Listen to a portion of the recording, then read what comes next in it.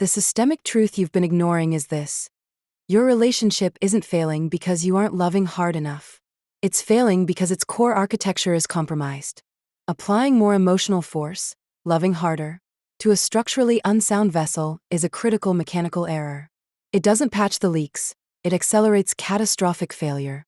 You are redlining an engine that requires a complete systems overhaul, not more fuel. Welcome back, Flight Academy cadets. Captain Leanne here. Today, we are running a full triple-axis diagnostic on your relational vehicle, which we will model as a hot air balloon. Your capacity for sustained flight, for a thriving, ascending partnership, is not a matter of luck or magic.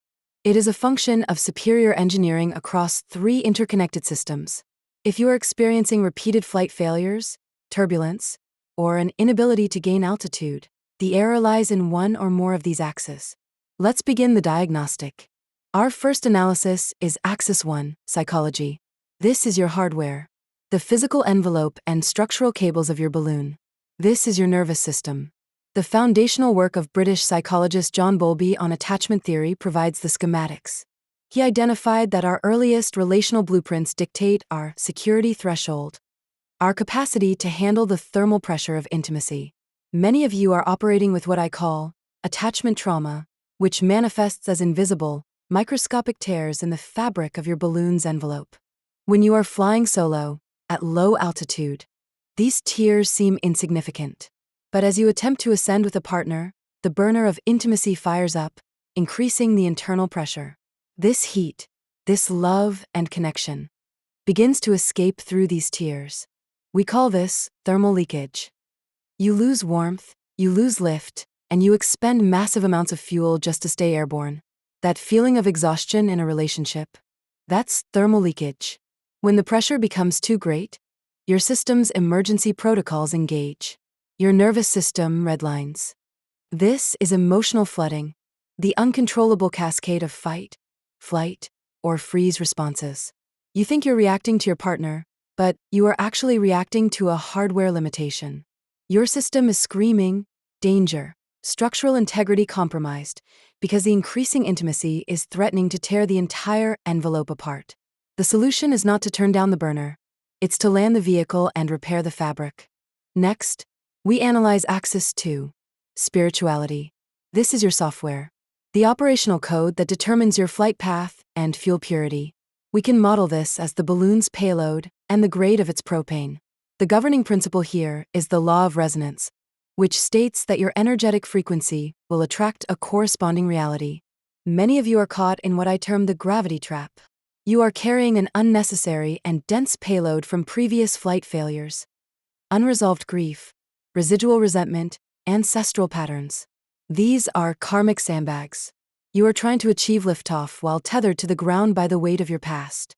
You might have the most structurally sound balloon, but if it's weighed down by dozens of these sandbags, you will never reach a higher altitude. You'll just skim the surface, encountering the same ground-level obstacles repeatedly. Furthermore, the fuel you're using must be pure. Your emotional state is your fuel. If your internal monologue, your software, is running programs of unworthiness, fear, or blame, you are attempting to fly using contaminated fuel. This karmic propane burns inefficiently, creating soot and low heat. It simply lacks the energy density to generate significant lift. A high-altitude relationship requires a frequency match. You must jettison the karmic sandbags and recalibrate your software to burn a high-purity, high-frequency fuel of self-worth and radical ownership. Your altitude is a direct function of your frequency. That is a non-negotiable law of spiritual physics. Finally, we run diagnostics on Axis 3, relationships. This is your navigation and thrust system, the burner valve, and the airflow that steers the vessel. This is governed by the laws of polarity. Think of the ancient principle of yin and yang. For a relationship to have thrust and direction, there must be a dynamic energetic differential, a magnetic charge between the partners. This is not about gender. It is about the interplay of masculine, directive, mission-oriented, and feminine, receptive, flowing, energies within the partnership.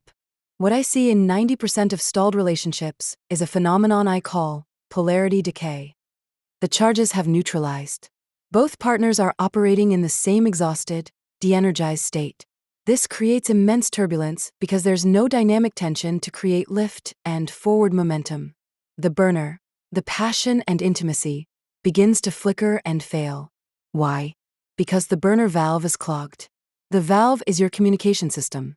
When communication is full of noise, assumptions, and unresolved issues, you lose the ability to make micro-adjustments to your heading and thrust. You need a high-fidelity, low-latency communication link, as outlined in principles like nonviolent communication. Without this denoising of your communication channel, you cannot maintain thrust. The passion sputters, the navigation becomes erratic, and the balloon is left adrift, subject to the prevailing winds of external circumstances rather than its own directed flight plan. Now, let's move from diagnostics to protocol. We will initiate 2 standard operating procedures to begin your system recalibration. First, Protocol 1. System scanning. This is a diagnostic you will run yourself. Take out a notebook. At the top of the page, write, Flight System Diagnostic. Now, create 3 sections: hardware, software, navigation. Under hardware, I want you to slowly and deliberately answer this query. When my partner moves closer to me, what is the first physical sensation in my body? A tightening in the chest, a clenching in the jaw, heat in my face. Do not judge it. Just log the data. This is your system flagging a microtear. Under software, answer this. What is the one story from a past relationship or my childhood that I am most tired of telling? This story is your heaviest karmic sandbag. Identify it by name. The betrayal sandbag. The abandonment sandbag. Under navigation, answer this. In our last disagreement, what was the primary unspoken feeling I wanted my partner to understand? Was it fear? Disrespect? Sadness? Log this data. This identifies the primary noise clogging your communication valve. Do not analyze further. Just collect the raw data. This is your starting map. Next, Protocol 2. Frequency recalibration. This is an active procedure. Stand up. Find a space where you can be for 60 seconds. Close your eyes. Place one hand on your heart and one on your stomach. Now, I want you to physically imagine that karmic sandbag you identified. See the rope connecting it to your basket.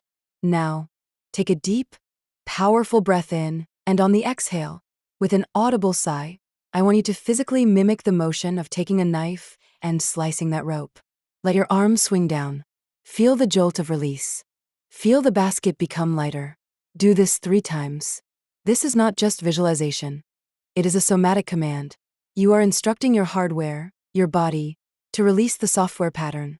This creates a state change, a momentary recalibration of your core frequency. It's the first step in learning to fly untethered. To summarize our diagnostic, your relationship is not a mystery. It is a vehicle. Its performance is a direct result of its engineering. A compromised nervous system, hardware, will always redline under pressure. A heavy karmic load, software, will always be trapped by gravity. And a decayed polarity, navigation, will always lead to drift and turbulence. Your mission is not to find a magical pilot. Your mission is to become a master systems engineer of your own vessel.